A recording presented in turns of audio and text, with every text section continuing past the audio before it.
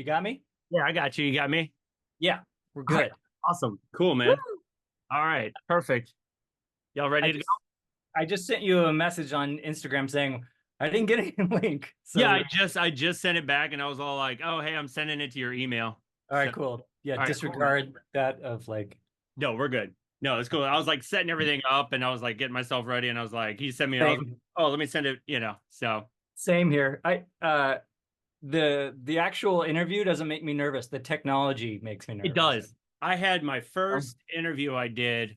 Um, I mean, it's first time using Zoom, and it was like, you're on the trial run, and then it cut off halfway, and I was yep. like, oh man, so I had to hurry up and put in all my information, and it's like, well, I might as well get the subscription because I'm like, I'm going to be using this for all my interviews Yeah. coming up. I wish I could do like a at studio home thing, but I live in Missouri and literally everybody I've talked to lives in LA or Yeah, San Diego or whatever. It's just like, oh well, that's okay. I mean, it's the best way to go about it, I think. So, for sure. Where are you in Missouri?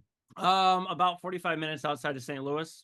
Okay, cool. I've been to St. Louis, but Yeah, I was going to bring that up yeah, here in a little bit. So let me go and do the proper introduction. Ladies and gentlemen, cool. welcome to Trailer Punk Podcast. My name is Justin Hamline, and today I have Tommy Walter, composer, Abandoned Pools, the better half of Eels, Glacier Hiking, Third. and Okay, Oliver the Penguin. So we'll go into all that later on. cool. Thank you so much for being on, man. This is really like a personal interview. Like I reached out and I was like, I really like Abandoned Pools has got me through so much. So I really appreciate you being on. So My pleasure. I'm glad you reached out because sorry if you hear my you're, almost 2-year-old daughter screaming. It's oh, a it's okay. thing. I got one that was like, don't do the interview. I want to hang out. Like I got like an hour and a half. It's okay. So Yeah, all yeah, good. no I had to worry. kick I I got had to my kick my son out of the studio. He was doing something in here. that's okay. Uh, but I'm glad you reached out, and I love doing this stuff. And it's people don't realize like people are accessible. There's Yes. people that I've reached out to that I won't hear back from them. I heard back from them. Yep, I get it all So the time. Like when it comes to doing podcasts, like it's literally like going fishing. Like I'll throw out a line. I yeah, send probably half a dozen, almost more emails a day, just going, "Hey, do you want to be on a pod?" Like I'm doing this, and then right. sometimes I'll get someone to reach out. But I've been doing pretty good lately. Like each month, I'll have like a perfectly good lineup of interviews. So Nice. yeah, so thank you Probably again. tricky to find people and to get people lined up. So, yeah, It's, I mean, it's not that difficult because I mean, for me, I do it every Sunday just because I work a factory job. I work at GM all week, and then this is kind of my, downtime. Let me do my hobby. hmm I've already done music and stuff, so I'm kind of just sitting back and just kind of letting the creativity kind of come to me. But it's good to like talk with artists to kind of help rebuild that sort of creativity.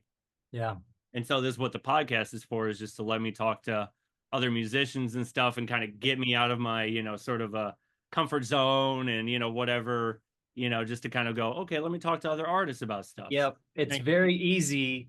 I always say this. It's very easy to like. Oh, you're always wishing and hoping for a certain type of gig or certain opportunity, and then as soon as if you get it, my first instinct is like, oh no. You know what I mean? So, no, and I go, absolutely. oh, Because my yeah, friend reached out and it was, oh gosh, years since I went on stage. And he's like, hey, bring your music project back. yeah. And I did one night and it was like, oh crap, I signed up and I'm committed for this now. So it's Mhm. like, okay, now I gotta get back into practicing and break out the old songs and Right. yeah, I get it. Yeah. Yeah. I haven't been on stage much at all in the last 10 years. And I did an acoustic thing for the Clone High premiere party a couple years ago. Maybe it Yeah. was just last year, actually. And me and my buddy John Spiker is like my main collaborator with like recording and everything. And he can just do whatever. So it's like, grab a acoustic. It's going to be you and me. You can sing because he can do everything. Basically, the single most talented person I know in the industry, where he's like when we were working on the record, he just picked up a guitar and started playing like jazz chords, like going through a progression. I was like, what is happening? He's like, oh yeah, I was a jazz guitarist major in college. I'm like, of course you are. Of course you were. Of course. But anyway, like it was weird getting up on stage. It's been a while, but the thing that I've always realized about those experiences, like you have to remember the ramping up, and you're like, I always get a little grumpy. Mm. I'm worried about how it will go, but as soon as it's over, Mm-hmm. what's the first thing you think is, let's do that again, Do it again. right? Yeah. It's like I played French horn in college, and Yeah. uh, I played in this local community orchestra for a while. But I would see a couple lines down like the word solo, and then my heart starts going. But it's the same thing. Yeah. You're like, oh no, here it is. And then as soon as you're done, you're like, that was great. Let's do that again. So I try to remember that in those kind of situations. No, I get it. That's how I get Yeah. like before podcasts. Like sometimes I'll just be like, okay, like I gotta pump myself up. It's just like, okay, I gotta get comfortable with someone in front of me. It's just like that whole thing. And even like doing shows, like I'll get like once I'm on stage, like all of a sudden it's like I'm kind of like it kind of relax a little bit and just go, okay, everyone's Yeah. here. You're just gonna have to make the best, whatever. And then after you're done, you're like, oh, I need to do more of that. So, but Yeah.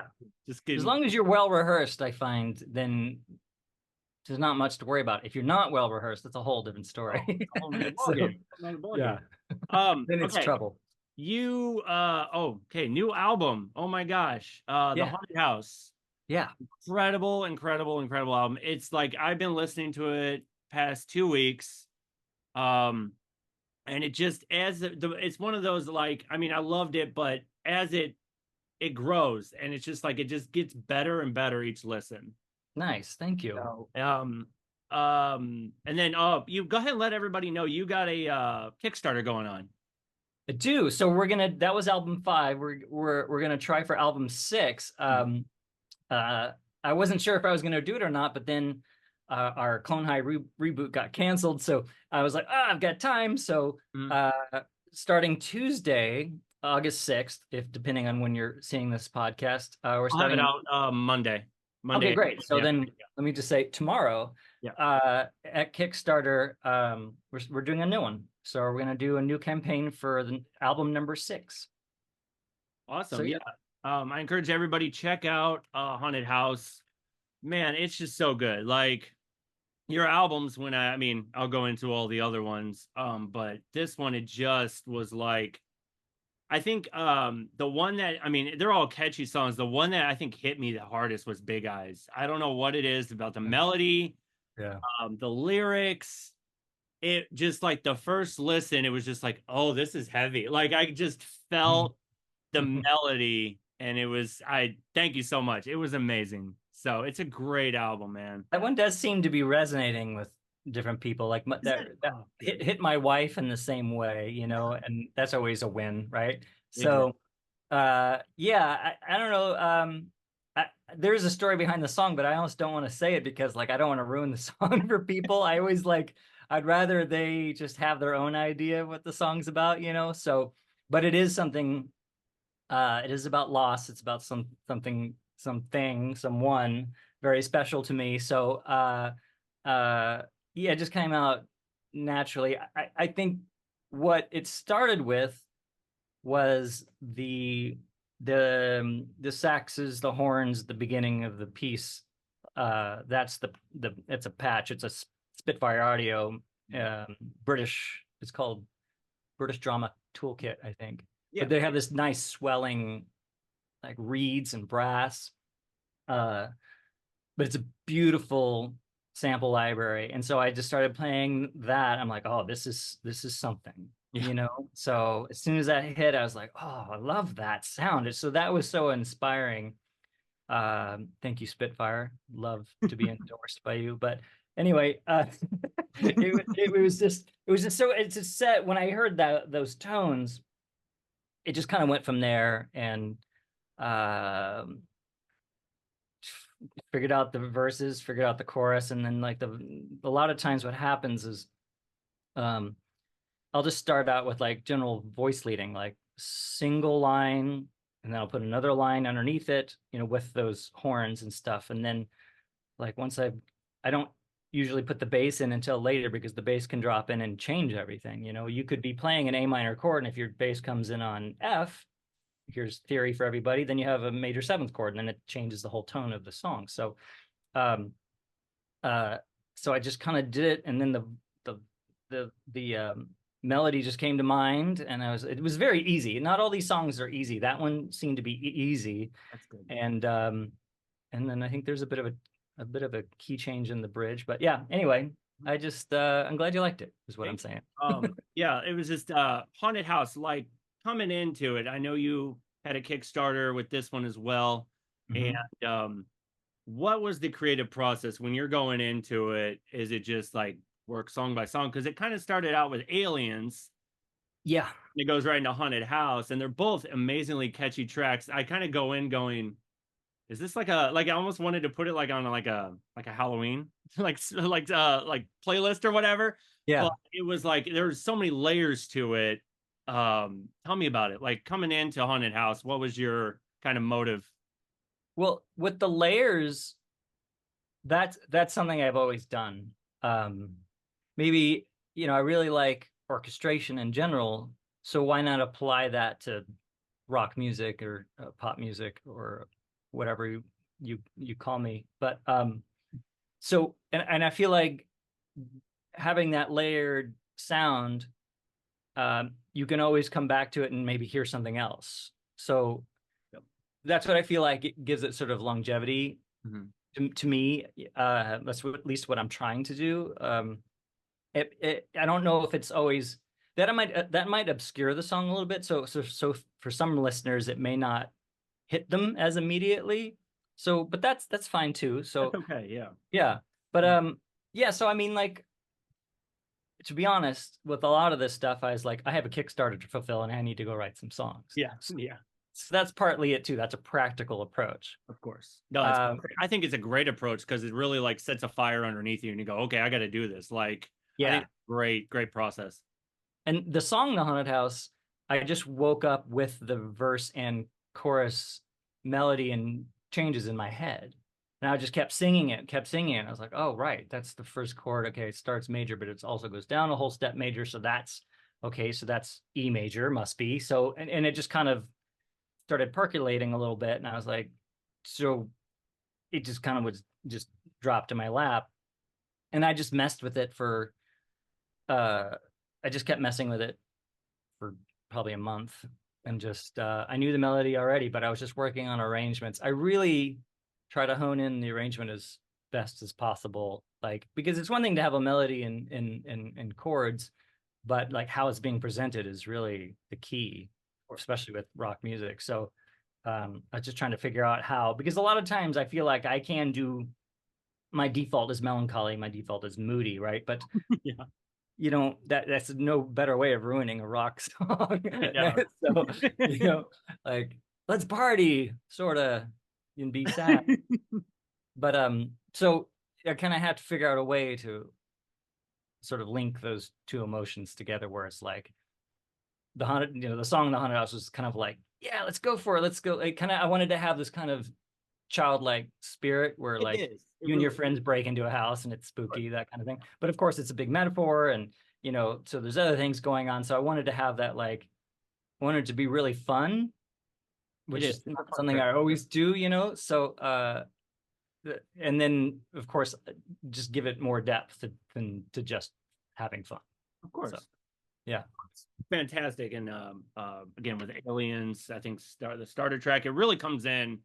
Both those like are really good, like starter, like it boom, boom, and they're upbeat. The lyrics are deep, the melodies are beautiful. All of them are like really catchy. Like it's hard to like get when you're working on something, you need it to pop. You need it to kind of grab onto you and have a very catchy. But I mean, with all your albums, like they're real, like you know how to make a catchy album, and it's fantastic. Awesome, thanks. Yeah, thanks. Um, with this one, you also brought back Oliver the Penguin. Did Yeah. we're like kind of bringing that project back, like kind of revisiting like a whole nother format and formula and all that. Yeah, that song "Under the Stars," Hmm. Reese Sinclair, who's my partner in that project, she and I probably wrote it like 15 years ago, and it's just been sitting around 14 years ago when we did our initial album. and it's just been sort of on a hard drive. Mhm. I always thought it was a strong song, and so I was like, oh, I should do that I should just make it an Abandoned Pools song, which I did on Sublime Currents. They had From Long Sleep, which is Oliver's song, but then my friend Paris Carney sang on it. So that was a complete recreation. But with this song, I've always had it around. I always liked it, and then I went back to listen to it, and I'm like, Ree's vocal is just so good, and I was like, I can't, I can't get rid of that. Like I can't. Not use it. You know what I mean? Yeah. Yeah, I can't not use it. So it was like I can't. So I started building the track around it, and then my idea was like, don't ruin the song, right? But then it's like, well, this is an Abandoned Pools record, so because initially it was just her, so I'm like, well, I'll sing an octave below her, and we'll make it, bam, it's a duet. Um, yeah. So I just knew that like because I remember her performance when we wrote that song. I lived in West Hollywood, and I had a back house behind off of Melrose. I was, and I had a little like one bedroom back house, and she came over, and I just gave her a 57 mic, and she sat on the couch, and I was playing this track, and I just pressed record, and I let the track just go for like 4 or 5 minutes, and I'm not even sure how it was structured, but she just started singing into the mic, and that was it, and just lyrics, melody, and of course not fully finished, but then I just went back and like clipped out here thing best performances and stuff and made a song out of what she was singing, and I just thought it was really very human, just very emotional, and just spot on, nailed it. So I was like, when I talked to her about doing the song, I was like, I don't want to, we need to keep this vocal just because it's so good. And I suppose there was a possibility of her re-singing it. I was like, just leave it. Yeah. If it's I thought it perfect, was magic. So brilliant. yeah. Absolutely brilliant. Okay, so my story with Abandoned Pools, we'll go ahead and just go back. Sure. So I remember, I think I saw you guys on Lino. Oh, no I way. think it was the Remedy, of Oh course. God. Yeah. And no, it was fantastic. It really hit me because you got such a very beautiful, soft voice. But when you said he can go to hell for all I care, it was just Uh-huh. like, it just threw me back. And I was like amazed. Like, I was just like, oh my God. So that same week, So I was doing some helping my friend move out of his house. Him and his mom were kind of moving out. And they threw me a couple bucks, and I immediately went to Walmart and picked up the album. And I didn't stop listening to it. And that album got me through so much. I mean, that is like my teenage years where nice. it Yeah. just, yeah, it was incredible. And then I think, if I'm not mistaken, I'm trying to like think back because you were on tour with Lenny. Was it Lenny Kravitz at that time? Yeah. Lenny Kravitz, summer of 2002 for 2 months. Okay, so I think you guys came to St. Louis. Were you doing like amphitheaters? Yeah. Outdoor sheds, Okay. probably like 5,000 seaters, something like Yeah. that. So I was working at, I think we call it Riverport, but it goes by different names. I think it was UMB Bank. Hmm. And I remember seeing your guys' name on because well, we worked in the parking lot and we, flag Yeah. people, we go park here, park there. And it Yeah. was your band was on the lineup.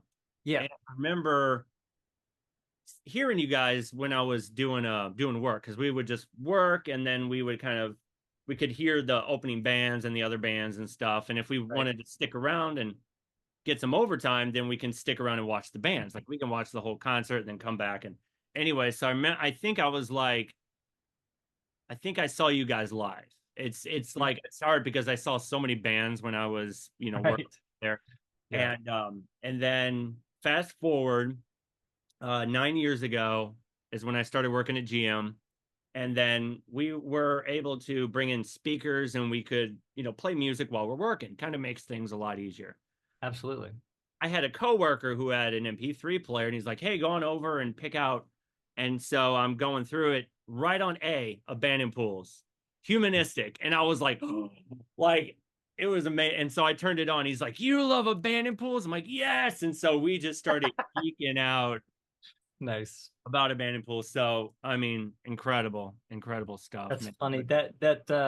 That Lenny Kravitz tour, we were such the lone wolf on that tour because it was us, Pink, and Lenny, Yeah. right? Uh-huh. So, but at the same time, we were playing those larger outdoor amphitheaters, and it felt like we were playing to nobody. But it was just that everyone was sort of we Spaced would out. go on out, we'd go on at like 6 o'clock, right? And then he would go on at 9 or something, or maybe it wasn't that early, but I think at some venues it was like Yeah, 6, yeah. and he would be on at like 8:30 or something. But it felt like we were playing to nobody. But a lot of the times it's just like, oh, they're all spread out. So there's at least, 2,000 people here.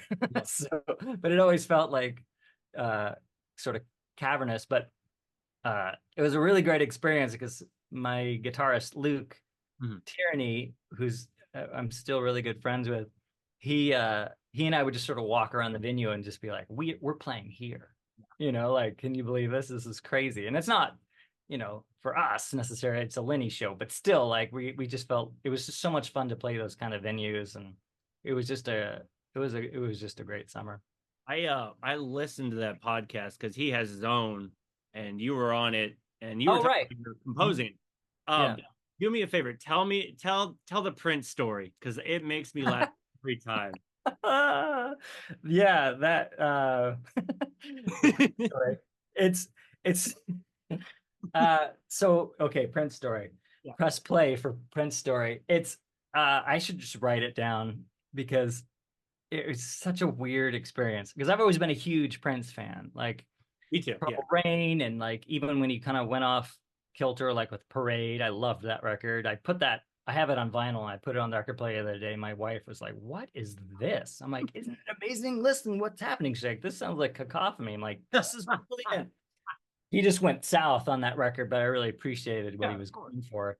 He has like these. I'm sidetracking, but he's got like there's a guy who did Claire Fisher, I think he's French. He did a bunch of cool string arrangements for Prince. On that record, you'll hear like the bass maintaining like some sort of tonal center, and then like the strings just kind of go up and like question everything that's happening. It's rad. Amazing. Anyway, Yeah.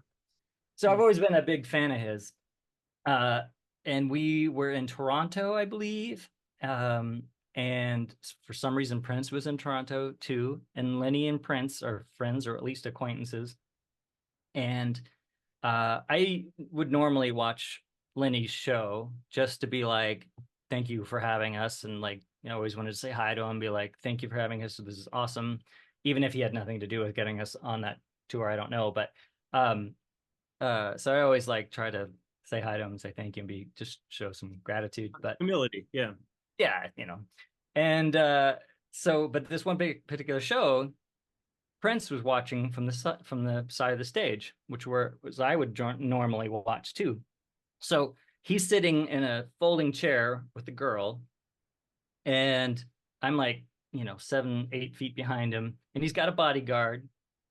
And the guy comes over and goes, "Hey, I'm just dying here. Do you got any water or a towel?" And I said, "Yeah, sure." So I hand him some water, and I give him a towel from uh, this Kevin, who was like Lenny's assistant or just helper. And I asked Kevin, and he, "Oh yeah, I'll get it." And so I gave it to him, and we took care of it.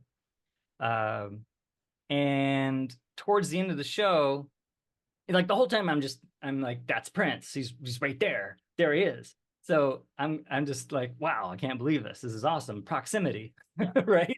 Right. Uh, yeah. So towards the end of the show, Lenny comes over and starts talking to Prince, and he's like, basically saying, "Hey, come out for an encore. Come out with me. This crowd would love it. Let's do it."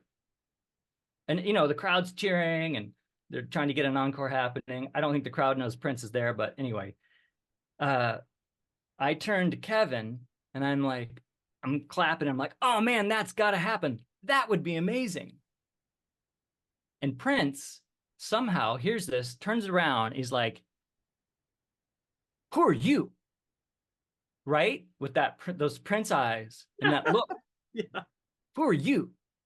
And I was like, just like frozen because number one, Prince is talking to me. Of course. Yeah. Number two, what kind of question is that? How am I supposed to answer this question? I'm the opening act. I don't know. Uh, and I was just frozen, but like, "Who are you?" And I looked at Kevin, And I looked back and I looked at Lenny, and Lenny was like this, and I was like this, and we all just had a cone high moment where we're like, you know, and he was just kind of like, and then I guess they kind of just went back to what they were doing or talking, um, and then like Prince looks at his bodyguard, gives him a sign, and the guy stands right in front of me, like hit the back of his head is like right here, and I'm like, and the guy I just got water and a towel for. I'm like, are you kidding me? To the back of this guy's head, he was probably like, I know, man, I'm sorry. Yeah. So, so yeah, and then Prince leaves, doesn't do the encore, which of course I'm like, I've ruined everything. Oh, yeah. Right? I'm like, oh no, like this is my fault that I opened my mouth. Somehow he heard me and now he's mad. Oh, The capper, which was so great. yeah. This just goes to show what a just a rad dude Lenny was. He was like, is. Mhm. But the next day I saw him in the hallway, like a different venue in the next wherever we are playing next, and he's like, he just we were sort of talking about it, and he's just like, don't feel bad, man. That guy doesn't talk to anybody. And I'm like, all right, You at okay. least got like a "Who are you?" moment. You're just like, Yeah. that's a very deep question right now to be asking me. I'm like, I don't know. That's what I'm trying to figure out with all these records, you know? Right. Like, is that what you're asking? Because Right. The deep journey. I don't have a long time to I'm not sure. It was it's just I just loved Lenny saying that. Like, God. it's just so nice of him to say, like, don't sweat it. That guy didn't talk to anybody. Like, you should Right. be, oh, that's what he said. You should be flattered. That guy doesn't talk to anybody. Oh God. That's like, Yeah, oh, he's okay. Well, got to thank you be a for very re intense presence. oh yeah. Oh, he's got Yeah. to be. And in terms of like, and he knows, Yeah. Oh like yeah. Oh, he knows. he knew, we He should knew. say. Yeah. That's it. I keep forgetting. Yeah. Me too, which I think is very strange. It is. Like he knew, like he knew, I can barely say it in past tense, but he knew like what he could get away with, uh which it's not a really good, Right. it's not good as a, you know, like a lot of what human has the character to resist that kind of ultimate power, not ultimate power, but that kind of power. Like, I Yeah. can just do whatever and I know what I can get away with, and I do. Oh. Like, all right, you that's a real temptation. So I, you know, it's funny saying you have sympathy for somebody in that position of power, but Right. Right. what character can resist that? So Of course. anyway, now I called my mom up and I was like, Mom, Prince, talk to me. All excited. She's Really? like, Yeah, I can see him. Really? that's nice, dear. You know, Yeah, exactly. That's I nice. was Dear. thrilled. Be careful. I was so excited. I was like, oh, this is crazy. Anyway, so yeah, that's the Prince Oh, story. thank And you so my much. my buddy E from Eels Yes. loves that story, and every once in a while he'll just be like, "Who are you?" Shut Are you up, guys man. getting along now? Eels, E from Eels. Are Oh yeah, you guys kind of just yeah. E Butch and I, Butch the drummer, we the three of us get together yearly just to hang out and say hi and reconnect with each other and just check in. And I talk to E pretty regularly over text or whatever. Anyway, just sort of check in with him, and my wife and I got married at his house 14 years ago. So, you nice? know, That's fun. right. So like he kind of reached out again in like 2008. Yeah. And it was just like, hey, what are you up to? And we had lunch, and um yeah, that was not a good point in my life, losing Heard. that. Yeah. I don't know the full details, but I did. I mean, I don't want you to go into it if it's No, too it's okay. tough to talk about. It's all good now, but like at that age, I was like 26, 27, 26 when that happened. Like maybe, yeah, 26. But that's kind of like a real, like having your legs cut out underneath you like that was rough. So, but you always have to look back and say, well, that led to this, and that led to Mhm. this, and that led to this, and it's, you know, like even in some ways leading to me meeting my wife, you know. So it's like, who can complain about that, right? So, but yeah, he reached out in like 2008, and we kind of brought me back in the fold, and we've been buds ever since. And then when my wife and I got engaged, we were with him in a restaurant, just saying where we were thinking about getting married, maybe, you know, San Diego or wherever. We're just kind of thinking about different places. And he's like, just get married at my house, he had a place up in the Hollywood Hills, and he's like, this will work. This is a good spot. So we did it. And we were up on the balcony, and everyone else was on the grass down below, and it was a really nice night. So yeah, I love that dude. Oh, that's fantastic. I'm Well, glad yeah, it's, you know. well, yeah. I did another podcast, and I talked about, and I was basically telling, and I was basically he was the podcast host was saying, I've heard that guy can be tough, he like kind of be difficult, and I was like, I'll. My response to it is always like, I'll go to the mat for him. Oh, Like we're buds. Like it's all good. He's a complex person. He's a really interesting person. I love him. that's good. Yeah, but I mean, with that, I mean, it felt like walking away from Eels and then starting like your solo with, humanistic. It was like, I'm gonna show you how high I can fly.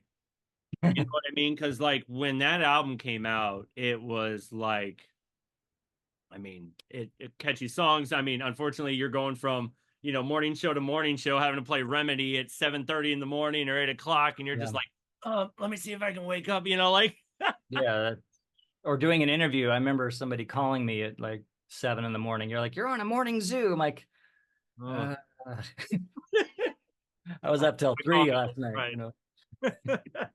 But no, it was a fantastic album. Going into that, first of all, you're on let me see, is it Ecstasy Records and then WB Records as well.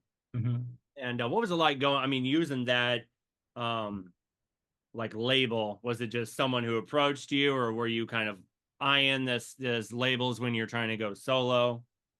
Well, I had a manager help me out, and I think if I remember correctly, it was Ecstasy Records, which was owned by Yoshiki.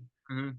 It's like He's a a metal, wasn't it like a heavy metal kind of label thing? Yeah. Yeah, he was a heavy metal drummer for this band called X, Mhm. which they called X Japan as opposed to X LA, right? So they were X Japan, uh, and huge band in Japan. And their guitar player died, and the band split up, and he started doing his own stuff, and just became a Mhm. megastar in Japan. Yeah. And he opened his own label here. So it was like Ecstasy, and RCA was one other label that was interested, and I met with them a few times, but I think they kind of faded off, and then we just had Ecstasy, and I was like, oh, let's do this. Like they weren't a major anyway. No. But I thought they were cool. They were nice people, had a great A&R department, really supportive.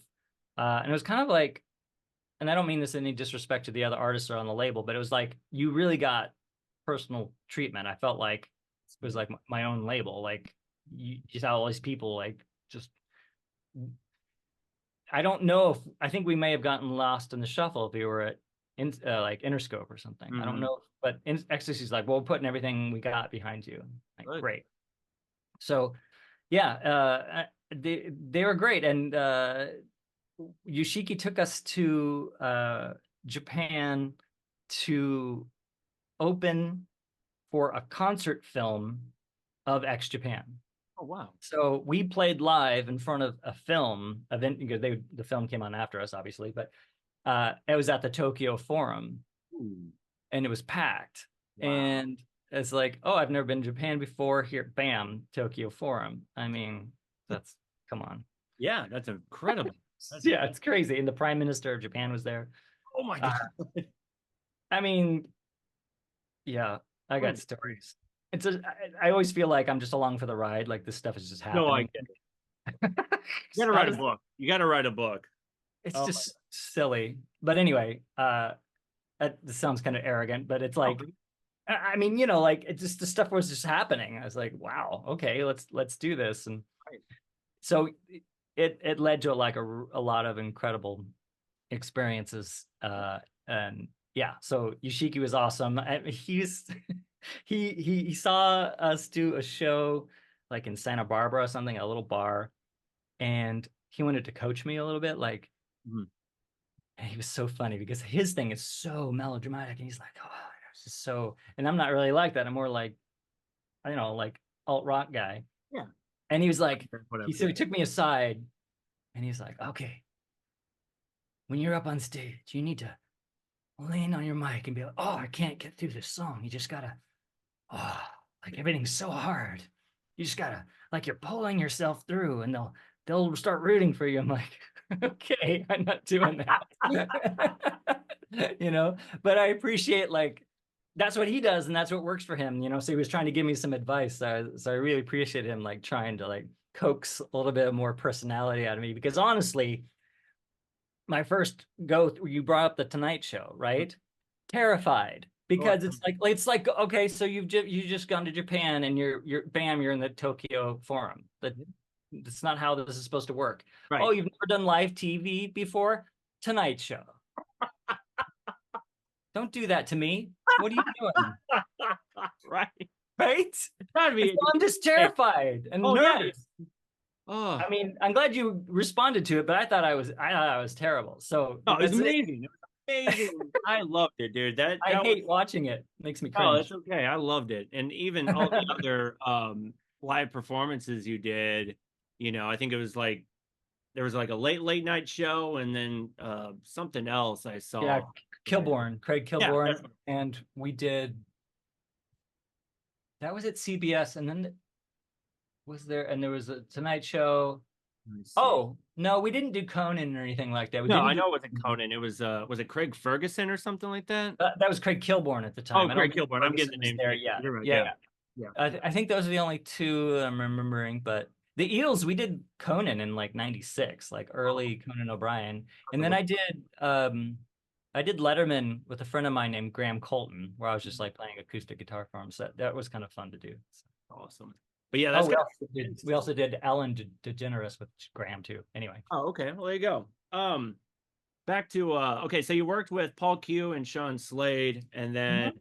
you had the beast John Freese doing the drums for that Yeah, album. Josh Freese, yeah, That guy's a beast. He's a must. beast, Yeah, yeah, he's like everybody's go-to studio guy. yeah, Especially around that era where it was like you had Perfect Circle and Nine Inch Nails. Like when you were doing this album, it says industrial rock. Was that kind of a natural kind of thing, or did it just felt like it just kind of came together? Because like when I looked it up, it was like alternative rock, and then it was like industrial rock, and I was like, oh, okay. Like I didn't even put that on the same level, or was it like there's a bass player that you had, the female, she was in, I think, an industrial band at the time. Um, oh yeah, Leah, yeah, that's it. Yeah. yeah, but she would just play live for us. Okay. Uh, I don't know, yeah, she wasn't she? Can't remember what band it was, but yeah, I mean, that's just, I guess that label can kind of apply, maybe. That's what I I mean, I don't know if that's, uh, I mean, it just might just be a product of its time. That's what I thought. Like it just felt like it. I mean, at the time, I mean, you had again, like I said, a lot of these other industrial bands, and even with like you hear a lot of samples and very dark keys and stuff to it. It does kind of have that, industrial rock sound or whatever it was at the Yeah. time. It was just like I was like, was that a purposeful thing, or was that just something how it all came together and just kind of stuck with that sort of subgenre on the album? I think it was just a product of its time. I don't think it was necessarily uh like manifested like that. I think that's just how it came together. That's all. Because when you're no one invents a style of music, right? No, of There's course. always like you're in a certain time and you hear certain influences and you're like, this is my version of that. Like Mhm. I feel like uh whenever you write something, it's kind of like this is like accumulation of like everything that came before. And for that's whatever your influences are. So I think it is probably just like that. Okay, that's what I thought. Josh is playing with Foo Fighters now. Yeah, he is. He's now Yeah, taking over for Taylor. Oof, rest in I peace. know. Uh, Yeah, I didn't know Taylor, but I met him once in London. Cool guy. yeah, But yeah, that's a bummer.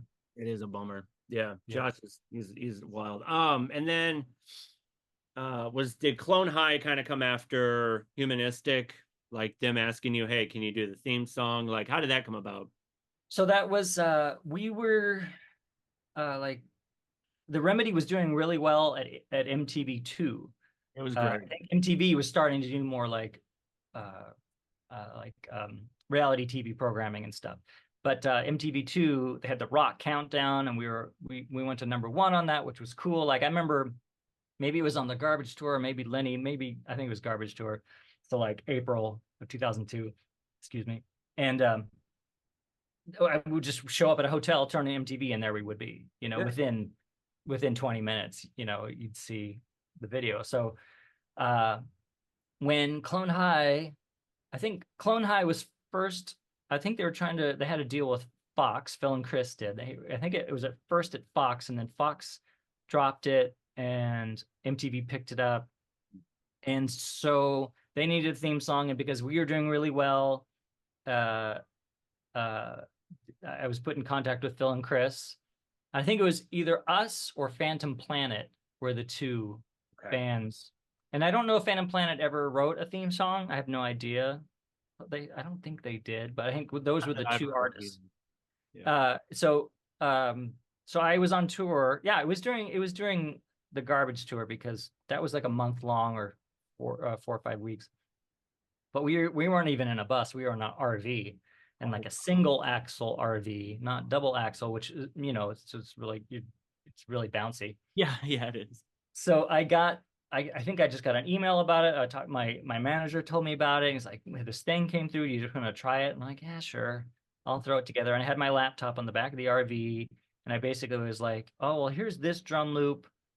I'll basically take elements of Abandoned Pools songs, shuffle them in like cards, and make a new song, right? So it's kind of like it's an E minor, like the Remedy, right? And there's major sevenths in it, which I can't write a song without a major seventh. So right. That's in it. The chorus, Clone High, like that's a major seventh. So I just can't do it without doing that somehow. But and I just got the drum loop going, and I had like the guitar pod rack things. Yeah, so that's like simulated amp simulators. Played guitar through it, and then I had like a 58 mic, and I'm on the RV and like just doing this vocal. So and I just did it. I may have retracked some stuff later, but it's hard. I can't really tell. I remember working on it at the hotel. Maybe I put bass on at the hotel or something like that. But I just did it, didn't think anything about it, and sent it off. And then they liked it. And I don't know if I met Phil and Chris before I wrote it or after. Yeah. I remember like meeting maybe somewhere in West Hollywood at a restaurant, and the three of us hung out and just had a great time. Yeah. Because those guys, they were right out of Dartmouth. They were young, and we just got along great, and they were hilarious. Yeah. And it was really fun. And I always try to make funny people laugh, and they're funny. So we just hit it off, and I kind of just went from there. So yeah, that's the Clone High thing. And that's why I think that vocal to me is very rough. The whole thing is rough. It's poorly mixed. It's poorly sung. It's poorly everything. But people liked it. Like, love it. We love it. I'm sure I could have fixed it and ruined it, but people like it. And they like. I remember when the show was starting to come back. I just like finding things on social media that people would tag me and they'd be like, like this song slaps so hard, and like, really? Just got to take it for what it is. So yeah, you just don't. It's hard to get a perspective on yourself. Right. No, but it works, and I'm very fortunate, very lucky to have been involved with those guys. So it's so good. So they're the best. It's a fantastic show. It's so funny, and then you guys even had your own, your own characters, and you did your own voiceover work for or a dance or something like that. The prom, yeah. My line was, "You got it, prom king." And again, that's just come on. That's like Tokyo Forum. Just like I feel like these things are just happening to me. It's like, oh, you just wrote a theme song. Now you're animated. Yes. Yeah. Really? How is this happening? No. Totally. Like put it on the list of like, what? Right. Oh man. I don't know, man. Then armored to the teeth. Armed to the teeth. Armed. Yeah, armed to the teeth. Am I saying that right? Am I say armored? Armed to the teeth. the sound kind of shifted a little bit. It felt Yeah. like when I listened to it, it kind of reminded me of like American football or like Slint, like Midwest emo kind of sound a little bit. You guys kind of added like let me make sure I'm getting my terms, like a syncopated drum, like it sounds doesn't have like a 4x4 beat. It's kind of Hmm. got that kind of jazz feel or that sort of like math rock or whatever you want Or to like call rabble, doom doom it. Yes. bat, boom boom bat, boom boom bat, Yes. which is still in 4/4, but it's broken up, Yeah, it's right? broken up. So yeah, it's when you're going into that album and then you went with Universal Records on that one, what was your process with that one compared to like Humanistic? Well, just to address like the stylistic change, Yeah. like I don't know if that I'm proud of that record, but I don't know if that was a great decision career wise. This is I don't know if I ever told this story, but this is kind of what happened.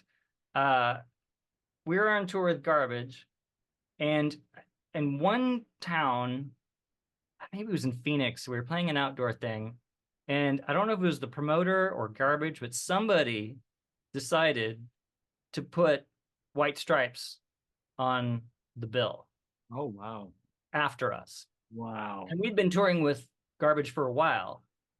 So all of a sudden, we were going to go on at like 6. Mhm. And we had driven like from Texas to, I think it was Phoenix, and our single axle RV and our air conditioner had gone out. So you show up, and this is why Stripes weren't, I mean, I don't, they weren't huge at the time. Maybe they're just starting to come out. I think I had heard of them, but um, so I should when we got there, and I was like, okay, we're here. Let's get this show going. Let's do this. Go do our sound check. Let's knock this out. Like keep, I was never one be like, let's rally, let's do this. And they're like, oh, there's another band on. Like, really? Oh, okay. They're opening or what? No, they're going on after you. Okay. All right. That sucks. But okay. This is my this is a long story, but there's a No, point. please. Remind Yeah. me it has to do with Armed to the Teeth. So No, go ahead. uh this is my view of what happened is they had their stuff on stage, and their stuff was on stage for the sound check, was on stage for hours, Oh. just sitting there. And I'm like, and then I was like looking around, like doors are opening soon. Do we get to sound check? And maybe I was already in a bad mood for driving with no air conditioner. But the response was like, why do you need a sound check? I'm like, well, we always get a sound check. It's a new venue, it's a new place. What we always get sound checks. What do you mean? Like, and the like their tour guy was like, he says, like, the look on your face, you're really tearing a hole in this place right now. I'm like, I just want to know if we're doing a sound check. Now I'll take some, maybe he was right because I was probably in a bad mood, but I wasn't yelling at anybody or anything. Right. But so this is what happens. It's getting close to doors, and they're like, okay, get on stage. You're going to sound check. I'm like, great, let's do this. We go out there, and just as they're switching gear, they open the doors. So here's people coming in, and I'm out there like putting my gear up. And like, I remember we had a crew, but we were in such a scurry to get out there and play our set that I'm like setting up stuff. And I remember someone right in front watching me put my stuff together was like, hey, Tommy. And I'm like, oh, you're here to see us. And here I am, like, it just sucked. That Yeah. was such That, a that'd be sucky nerve experience. wracking. Yeah. Oh, it kind of makes me upset thinking about it. Maybe I haven't worked through this one enough, but it was like so like it was so angering, and it was like we felt really disrespected, and it was like I thought everything was going fine with this tour, and then this happened. I was so mad. Yep. Anyway, there's probably gaps in this story that I don't understand or know, and if I did know, maybe I would understand better and who put them on and who did this and that. But that happened, and I think at that point with their style of music, all of a sudden, and with that treatment, also I was like, oh, we're not cool at all. My record's not cool. What we're Oh, playing is not cool. This is cool, and we've just been demoted. oh, And I felt that, and it was like, and then all the bands came out, of right? course, strikes And and so I was Vaughn. like, yeah, and I was like, oh, we're not cool anymore. And it really hit me in a hard way. And I was like, and as an artist, you start to panic a little bit, like, because you want to keep this going, right? And you're like, oh God. So coming off the Lenny tour, getting back, the label folds were dropped. A lot of soul searching. What am I doing? Right? Where do we go? Oh Where do yeah, of I go? I didn't, it was just me. I hired a band to play with me. course, yeah. So I think that's what led to the sound change, was like, I got to do something different because we are not cool anymore. In Right, retrospect, uh, I probably could have just kept doing the humanistic style right. and been just as unsuccessful, right? Well, there's a In terms progression. of Yeah, I get like where, because I didn't go, like I usually don't go into albums going, this is going to sound the same as this. Like it right, felt like a real step up. Like it felt like each as your albums go, the sound gets more and more mature. There's little differences in it. But I just went in going, oh, this sounds like kind of, it's got a Midwest emo sound, which is I'm from the Midwest, so it's very familiar to yeah, me. And yeah, then it was still amazingly catchy songs with Armed to the Teeth. I think that was one of the singles and stuff like that. yeah. But no, I thought it was a great album, you know. Thanks. I mean that. Yeah.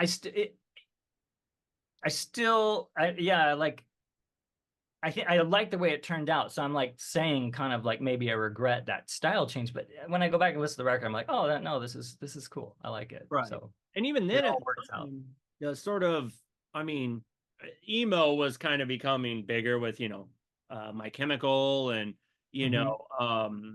Fallout Boy, but with the sound, which again, I don't know if you went with like with the expectation to sound Midwest emo, but it had the roots, if I may be so bold to say, when all these other emo bands were getting popular and kind of making it poppy, it felt like in the process you're still sticking with the roots of what Midwest emo was. So it just felt like you're like, oh, to me it was like, oh, we're grounded, like we're here sticking with what we know and what we love, and not going with whatever's at the time. You know what I mean? Like you're not selling out. Right. I don't think I made a point of trying to sound like Midwest emo. I mean, Right. I was into bands like Thursday. Yes. Uh, that's I can probably stop there with the list, but like, It's okay. like, yeah. Thursday's I better. mean, Yeah. uh, so I don't think I was like making a point of. I mean, I think I was trying to move away from like like a metal rock sound. Of course. So maybe if I hadn't have done that and made Armed to the Teeth with still some of those elements in there, it might have been more like the first record. But I don't know if it would have been that different in terms of the songwriting and the harmony. Yeah. That record sort of cultivated what then came after Sublime Currency and Mm, Somnambulist. So like, it was definitely a change, uh, but it became a consistent thing. right. Um, so then after that, I mean, we can kind of go over the side project with Glacier Hiking with, is it Ross Golan? Am I saying that name right? Yeah, it's Ross Golan. Yeah. And Oliver the Penguin, like that kind of came boom, boom, boom, where you just kind of stepping away and going, okay, who can I work with now? Kind of situation. Because they're great projects. And I think you did, was it Teddy with Glacier Hiking? Crap, I'm trying to think of his name. Teddy Redding from, oh gosh, what Oh yeah. band? Yeah. So you Yeah. guys did a song with him too. Yeah, With what's his name? He sang on Save Some, I think is the name of the song. I yeah, haven't thought about this in a long time. What was his name? He's in a big band too. he is in the beginning, and just He's in like a huge songwriter that neither one of us can think of. creepy, unprofessional. Look it up on my phone real quick. No, Uh, do it. Yeah, Teddy. is it What was Teddy? his band? His guitar player's name was Drew, if that's any help at all. But yeah, Um, oh gosh, never mind. I'm not gonna.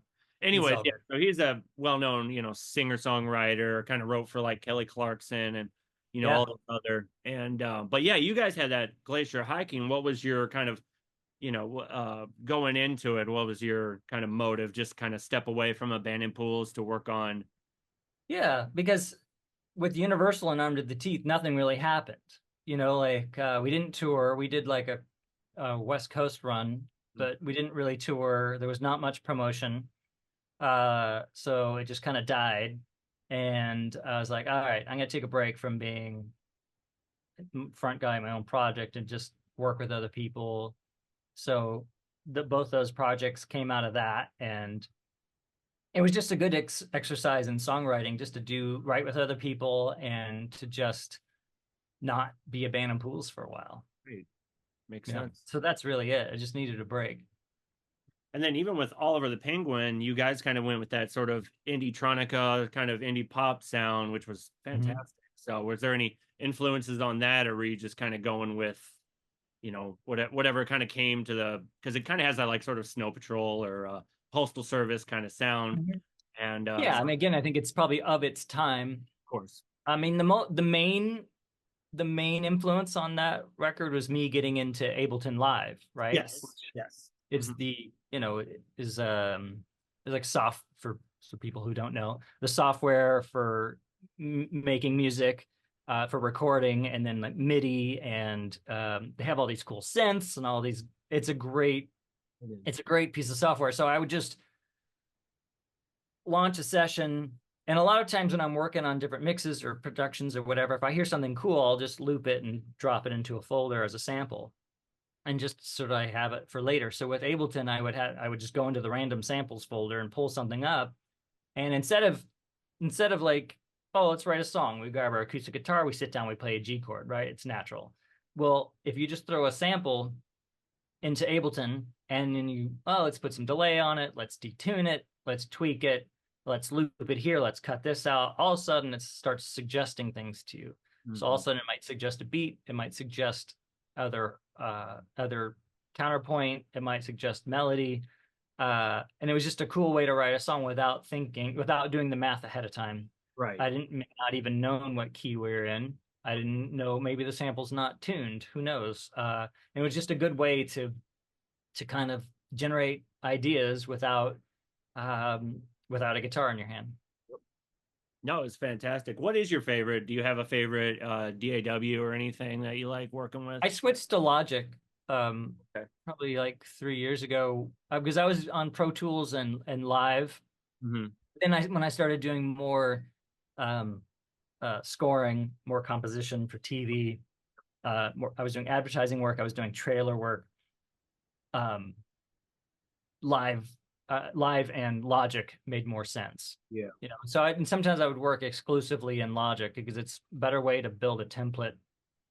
And there's just I think Pro Tools is probably best for audio editing, but uh, Logic is fine and good. And there's something about Logic that sounds like a stand-up comedian routine, but it's like Logic always feels like it's doing me a favor that I get to use it. Yeah. Not Logic, sorry, Pro Tools. Oh, Pro dude. Tools. Yeah. Sorry. Pro Yeah. Tools is always like, you're lucky to be using this right now. Yeah. But Logic is like, come on, let's do this. It'll be Yeah. fun. We'll do it together. Yeah. So, It's you so know, true. I've never it's thought true, of. right? No, that's It's brilliant. totally true. It And is. Ableton, it just uh feels somewhere in between, but very creative, and it just feels like you're dealing with very intelligent German people, you know? Yes. And I'm like, oh, I I hope maybe that's the Ableton thing, like, oh, I hope I can do this justice, right? Right. Because what you guys have made is incredible. Yeah. So Oh no, it's yeah. great. I use a Reason. I don't know. I guess my Yeah. friend hooked me up with this was back in the day with a copy of Reason with, the serial number. So I guess it was pirated at the time, but now I Yeah. kind of got the full thing. But that was my sort of stepping stones and just kind of getting in. It feels real like in the nitty gritty. You can kind of mess with a lot of stuff, and I don't know. Yeah. That was Yeah. always my. I used Reason a little bit too. I don't know if I ever released any songs with it, but I used to mess with that too. And mine was probably pirated also. Yeah. Sorry. No, it's okay. Yeah. Uh, Sublime Currency, Tooth and Nail. Yeah. How was that going in with two? Did they call you or did you want to go with it? That was I believe that happened. The manager I had at the time was in South by South was at South by Southwest and ran into an A&R guy there, and they basically just met, and he's like, "Oh, I manage abandoned pools," and the guy was like, "Oh, I love abandoned pools," and then it just kind of went from there, and all of a sudden we're on the label and we put out a record with them. So Yeah, they're really good guys. Like yeah, I love Tooth and Nail. I mean, I grew up in a very, Christian household, and my parents were like trying to, I guess, kind of guide me away from the secular music of the radio. So it yeah, was like, they would go to like, the Christian bookstores and try and find me.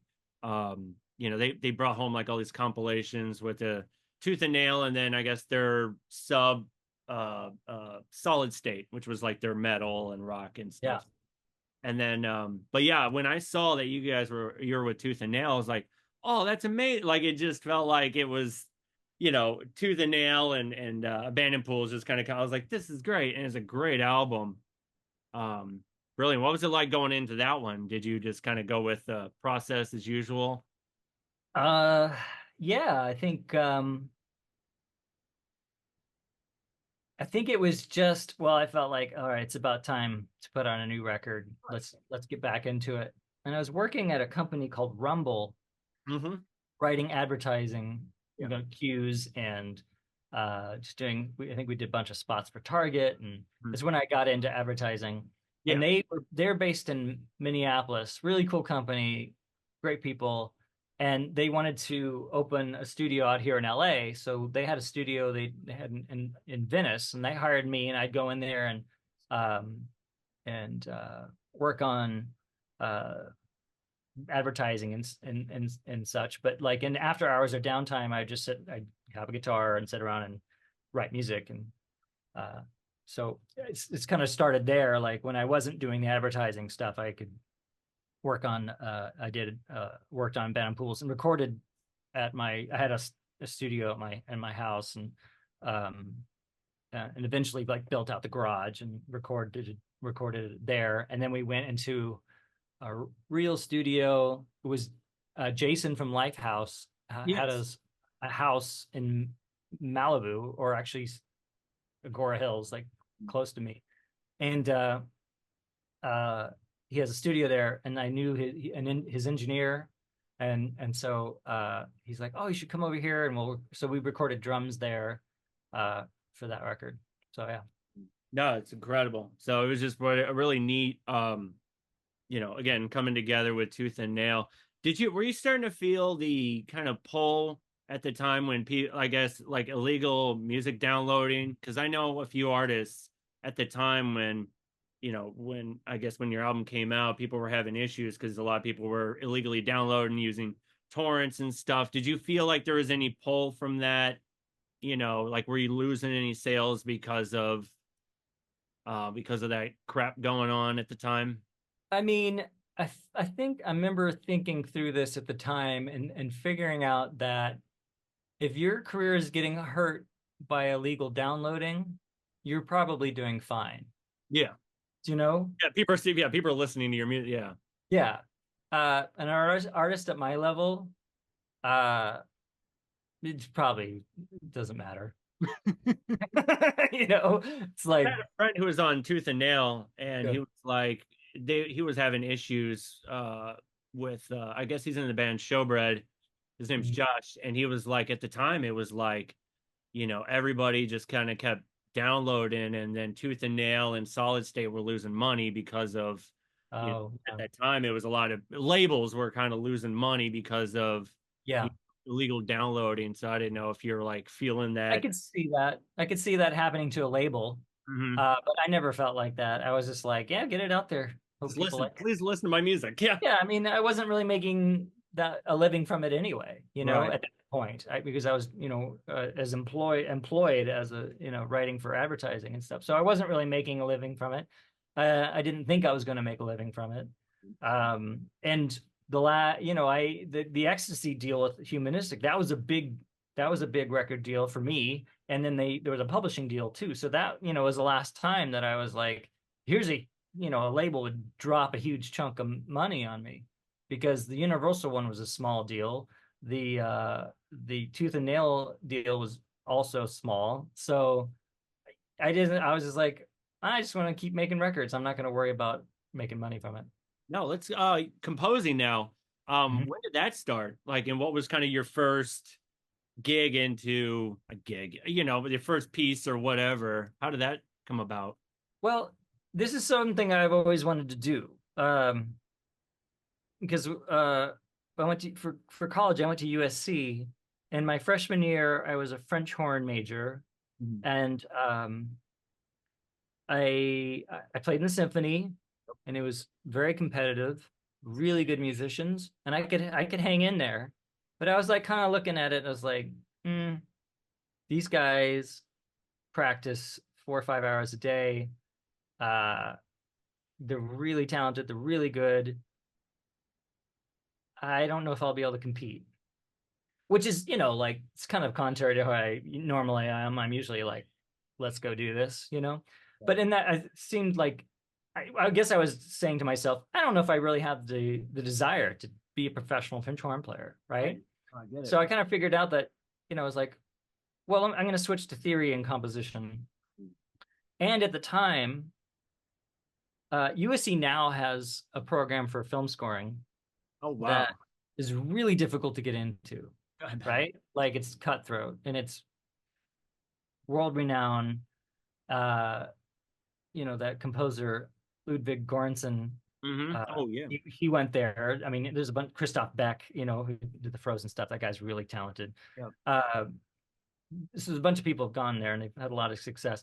Well, again, this is like, welcome to Japan. You're in the Tokyo Forum, but this is stupid too. Like, and this is what an idiot I am, like not realizing how amazing it is at the time. Like my senior year, they're like, "Hey, this is so ridiculous. We're starting this scoring program. We need people to be in it. Do you want to finish your bachelor's in theory and composition and get a certificate in film scoring at the same time?" I'm like, "Yeah, I guess." Right? I don't know. I It's love just your just yeah, all right. just idiot. Like, okay. Uh, so I did that, and I got this. But now I grew up with Star Wars, and I've always loved John Williams and Ennio Morricone, and uh, so James Horner. I've always had that desire to write film scores, and so I've always had this. Oh, I want to be in a rock band. For a while I was like a jazz fusion bass player. I really would woodshed that kind of stuff, and I was like, I want to be Jaco Pastorius and be all that. I can't do it anymore, but like that was the thing. I want or John Patitucci. Like I got six strings on my bass. Right. That era, Yep. and those guys are incredible. By the way, Mhm. I'm not dissing that, but I know. I sort of shift gears, but uh, so I always knew that like film scoring is something I wanted to do, but of course it just fell in my lap that they're here. You get a certificate in it, Right. which was great. It was helmed by Buddy Baker, who wrote a lot of cool things for Disney, like the Haunted Mansion theme. I believe that's Buddy Baker, Grim Grinning Ghosts. Hmm. Great little song. But he was a great guy, but so I always had that in that idea in my head, like, yeah, it'd be great to score films someday. Let's go play in a rock band. Let's be stupid for a while. Let's go out there and let's like really try. Let's just go for it. And then I know that I'll get older, and I guess I had the plan in my head, but without really realizing it. Um, but so I had that job advertising, and then which was great because they asked you to write a lot of different styles, different stuff, um, uh, and then I would just sort of contact like filmmakers at USC and just say, hey, I'll do your short. And I did a bunch of couple, probably 3 or 4 shorts here and there, just to get the experience. Of course. Um, and then I got into writing for trailers, which is really fun. And there's a formula there too, and it's Yeah. really fun. And then 2019, I guess it was the this is probably my claim to fame with trailers. Like the first trailer announcing Disney Plus Yep. was mine, Oh, and it was that just was so like touching. It was so good to know that I was, yeah, that's must have been. it was amazing. And I remember waking up early on a Sunday morning and sort of don't do this, but picking up the phone and checking Twitter first thing in the morning, right? And I was like scrolling through, and it's like, oh, Disney Plus, like this cool. They're launching a streaming service, and then clicking on it to listen to. I'm like, that's my music. Oh, And then thinking that, oh, well, they go halfway through, they'll switch to the pop whistling and snapping, clapping, woo song, but it never happened. It just kept going. And because I was writing songs for this company called Pusher, yes. writing trailers, and then they would sort of pitch them to different companies. So, I ended up with a few different things, but that was the big one. And like to see my music behind Yoda and all the Star Wars stuff and then all the Disney stuff. It was so incredible to have that happen. And again, I felt like it was just happening to me. Uh, but it was just really cool. What a great experience. I just feel really fortunate that that happened. That So, was incredible. And then I think again the podcast you're on with Luke, I can't think of mhm. the name of it, but I'll put in the link in the description. But he was like playing like clips and stuff from like you did a Target and some other there was one at the beginning. I can't think of what it was. I don't know if it was a trailer. Did you do a full movie score or was it just for the No, trailer? it was for I think the movie was called Alpha, maybe. Yes. Yep, that was Yeah, it. that was a trailer. Yeah. Yeah. Um, and then and that was it basically with my experience. Like I'd done some shorts, I had done some trailers, Mhm. and I've been done a lot of library music stuff. And through Rumble and a couple other things, I've been doing some stuff to picture, but it was always under the company name, right? So I was getting some experience, but like it was always sort of ghost written, in a way, not really ghost written, but it wasn't like I'm the composer and I get the Right. credit or anything like that. I got this really cool Union Pacific advertising gig that was really fun. It was like very Americana, very Copeland. Yeah. Um, Aaron Copland, not the band Copeland. Of course. Yeah. Yeah. I know Ooh, it. I love both, by the way. But uh and then I mean the real kicker is just them bringing back Clone High. Yeah. So it's just like when I knew that I was coming back, I saw it in like in Variety or something like that. I saw the announcement before I talked to Phil and Chris, and I remember just calling up Phil. I'm like, so Really happening? Yeah. what are you up to? We'd been kept in touch, but Yeah, of course. so we're still friends, but it was more like I was like, so do you got a composer? And he's like, and Phil, he's the funniest. He's like, well, it makes sense for it to be you. Of I was course. like, yeah, it makes perfect sense. So it just kind of went from there, and then there was like this waiting period, and then I talked to Erica, the first showrunner, and we did a Zoom call and got to know each other, and she's like, all right, well, this will be fun. And then I said, my wife was like, after the call, my wife said, so how'd it go? I said, she said this will be fun. So I think I I have got the it. I think our lives just changed. I'm not sure, job. Right. So, and then we did 2 seasons of 20 episodes of Clone High. So a great On experience. HBO, on Max right now, isn't it? Yeah, it's on Max. So like you couldn't ask for a better experience of like not only are we doing orchestral things like different episodes had different themes, and one episode like I tried to do like a Hitchcock thing on like one of the horror episodes, and then there's a pop song, and there's like a sea shanty, like so they asked me to do a lot of different types of things. And then John LaJoy wrote some songs Mhm. also. It was Taco in the League.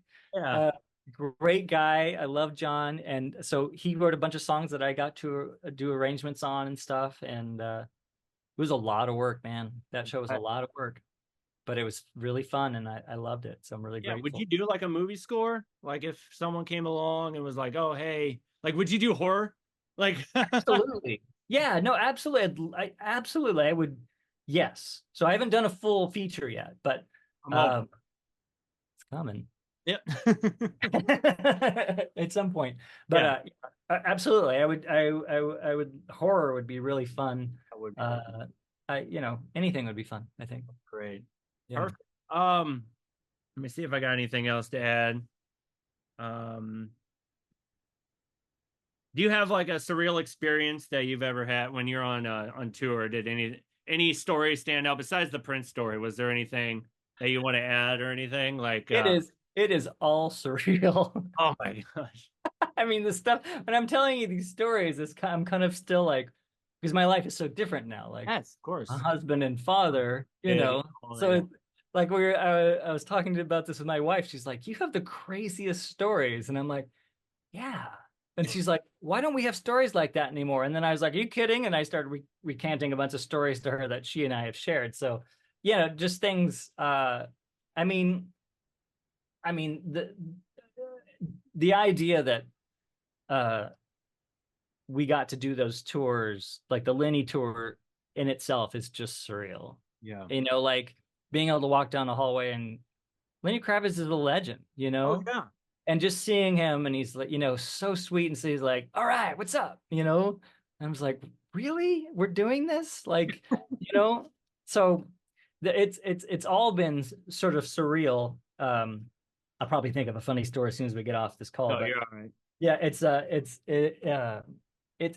it all of it is very improbable, but I have to say, and it's not I'm not I know where my level of sort of fame is, so it's not like I'm talking like I'm Tom Cruise or something, you know what I mean? So it's I have to say, within my level of success, it Yeah, seems yeah, surreal, and because uh this is hard to do, and I'm just grateful for whatever success comes, yep, because I know how hard it is. Like yeah. when people talk about one hit wonders, I'm like, do you know how hard it is to write one hit song? So, like this life is very up and down. It is. No, thank you. Thank you for being on my podcast. My Uh, pleasure. been incredible. I mean, again, your music has been my soundtrack to my life as I keep going. I was listening to Haunted House on my way to taking my youngest daughter to the dentist. And it's the Mm. first time she hasn't been like, "Dad, can you turn it?" Like it was just one of Yeah. those. So she was really getting into the Oh, music. that's nice. How old is she? 9. 9. Yeah, okay. Yeah, my son's gonna be Daughters. 11. Yeah, Huh? I got 9, 13, and Oh, cool. 16. Yeah. Oh, cool. All right, nice. Yeah, my son's gonna be 11. Our son is gonna be 11 in November, and our daughter's gonna be 2 in October. So it's kind of a cool age range where I can say, uh, "Watch your sister for a minute. Yeah. I gotta, Yeah. I Yes. gotta go do something," which we couldn't do with him. Right. Oh, I know. Yeah. But yeah, because my life is so different now. Like thinking about these stories and this time, it's kind of like, what were you doing? Right. Oh You no, know, I get like, yeah, it's like, what are you doing? You got to establish a legacy. You need to go get married and have some children and find out what life really is all about. right. But it's a whole other Oh, topic. man. Have you thought about doing like one more show, or are you just kind of let me focus on this and because it seems Well, like I mean it's like you're like the Beatles where it's like okay we're done touring, let me go yeah. ahead and focus on the music in my life as it is right now. If all the Abandoned Pools fans were all in the same city, Yeah. you bet I would tour. Or I mean, I would go do a show Of here in LA. course.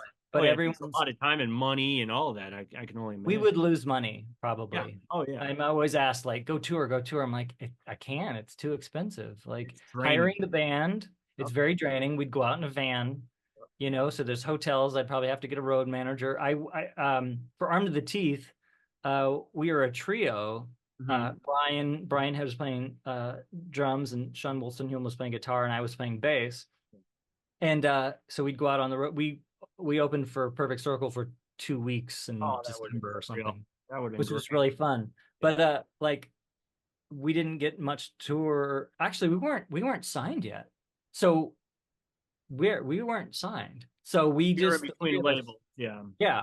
Yeah. So I remember just like, well, I'll tour manage, and I know we're getting paid for each show. Yeah. So if we break even, that'll make sense. So if that was that kind of scenario, and someone said, "Hey, do you want to go open?" and it seemed to make sense and be worthwhile, and take me away from my family, if that makes sense to make enough money that I'm not with them, Yeah. uh, like you know, if it's a European thing and I can bring my family, let's do it. But um, and unless it makes sense, it's just not going to happen. Right. No, I'm sorry to say, but have you thought about doing, I mean, some bands were kind of doing this during COVID where they kind of rent a space and then just kind of do like an online stream, concert like, hey, since they can't go on tour, have you thought about doing just abandoned pools, just perform and just do like, Mhm. like a live stream type situation. People pay, like a flat price for, Yeah. you guys live just on this, like a Yeah, I suppose so. I suppose we could do it at Spiker Studio, John yeah, Spiker, and we could do something like that. that But would be again, we have to pay them to rehearse and of course. everything. Yeah. So I don't. I mean, I think that'd be fun if we, for the new record, I'm probably use the same guys like Jeff Yeah. Friedel, drummer, great. He tours with Devo, great drummer. Pele Hillstrom, basically with Pele, Yeah, Pele's anytime you been with us hear for a while, yeah. if he's so good. For the new record, anytime you hear a guitar and it's like, oh, that's cool, it's probably Pele. I'm the bread and butter guy. He's like Pele. So Spiker is a really good bass player. He's Mhm. bass player for Tenacious D. Um, so if we for album 6, if we're all, I was thinking about doing it more like all together in the same room. If we do that, maybe we'll just live stream it or something That at would be some cool. point and Yeah, out absolutely. there. If they're there anyway and I'm paying them to record, then let's just Do a do a live live stream, stream kind of thing. That'd be a So thing. I suppose it's possible. Okay, cool. Well, thank Yeah. you so much, Tommy. I really appreciate you being on my My podcast, pleasure. man. It's a real honor. You've been amazing. Thank you so much, Thanks. buddy. I appreciate it, man. This has been really fun. So Thank you. thank Yeah, of you for having me, man. course. All right.